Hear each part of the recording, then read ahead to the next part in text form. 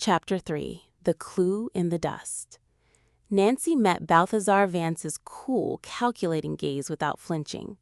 "Mr. Vance, Madame Zora didn't just step away. She's gone, and there are signs of a struggle in her tent. We're concerned for her safety." Balthazar offered a thin and dismissive smile, twirling his wooden walking stick.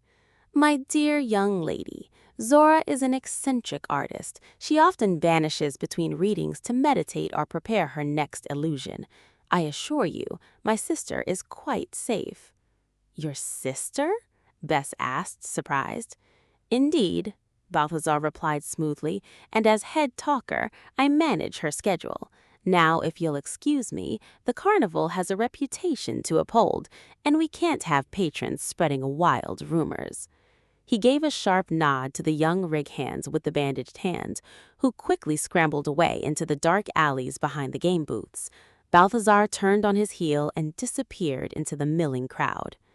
"He's hiding something, Nancy," Bess whispered, glancing nervously at the shadowy gap between the tents. "And did you see how he looked at Zora's tent? He wasn't surprised at all." "He certainly wanted us away from there," Nancy agreed quietly. "Come on, Bess, let's inspect the grounds behind Zora's tent before the crowd tramples any evidence." The two girls circled around the side of the velvet tent, stepping into the unlit area reserved for carnival wagons and equipment. The ground here was soft dirt mixed with sawdust, preserving clear impressions. Nancy pulled a small penlight from her purse and clicked it on, sweeping the beam over the dusty earth. "Look here," Nancy pointed. Distinct boot prints led away from the slit in the canvas. Alongside them were scuff marks, as if someone had been dragged a short distance before being carried. Nancy knelt down, her sharp eyes catching a glint of paper half buried in the dirt near a heavy wagon wheel.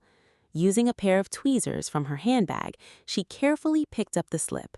It was a ticket stub made of thick, faded green cardstock stamped with a serial number and the crest of the Canadian Pacific Railway. On the reverse side, written in hurried, smudged ink, were 2 words and a time. "Baggage car, 12 o'clock." "The green ticket!" Bess gasped, catching her breath. "Madame Zora whispered to look for the green ticket at midnight." "And it's from the Canadian Railway line," Nancy noted, her mind racing back to the newspaper reports she had read during her recent trip through Canada. The stolen emeralds of St. Laurent were never recovered by the Canadian authorities. The police suspected the thieves fled south across the border. "You don't think the emeralds are here in River Heights?" Bess asked, her voice trembling slightly. "I think Madame Zora knew who brought them here," Nancy said grimly, looking at the railway stub. "And whoever took her is trying to make sure she never tells."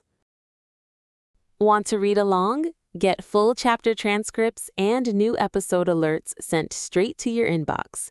Sign up using the link in the description box. Just copy and paste it into your browser.